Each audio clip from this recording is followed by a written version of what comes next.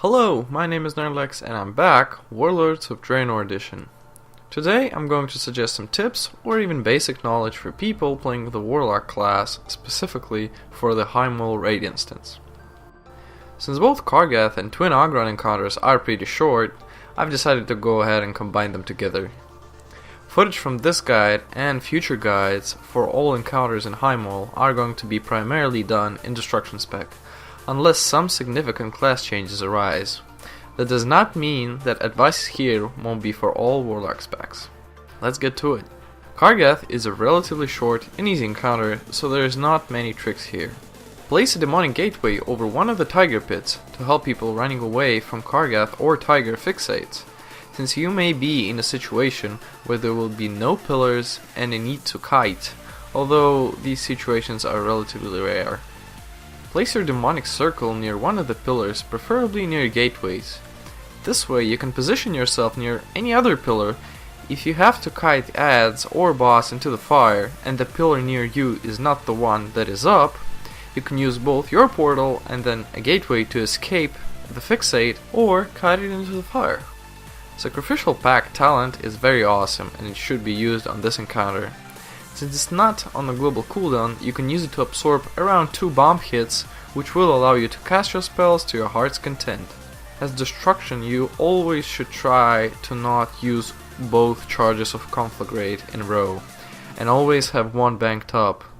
You can always use that one charge that you have on the move when running out of bad stuff. Also, try to maximize your Havoc usage on this fight on Mythic difficulty. You can precast it around 5 to 7 seconds before the tiger pops out of its cage. Twin Ogron is an encounter that is both fun and challenging for some, depending on the strategy your raid chooses. Your gateway and demonic circle placing will be different, but be sure to use them, especially demonic circle, since it is crucial to maximize your damage output. It provides such a great way to dodge fires, charges, and basically anything this encounter has to offer. For this fight, I recommend speccing Killjaden's Cunning. You could time it well together with Quakes and successfully dodge them and continue DPSing. This talent will be available for all Quake phases in this encounter. You should also consider using Glyph of Demonic Circle. This allows you to dodge more and more frequently. Same as in Kargath encounter, Sacrificial Pact is an awesome talent choice, since it lasts so much after being used and has a relatively low cooldown.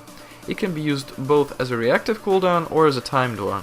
I personally use it for Quakes and Pulverizes to let healers breathe a bit, but if I happen to run into a fire and get one stack, I can also use it to soak that damage. For Destruction, you'll be using your Havoc on cooldown here. Between cooldowns though, I'd recommend to use one Havoc not for Chaos Bolts, but for Incinerates.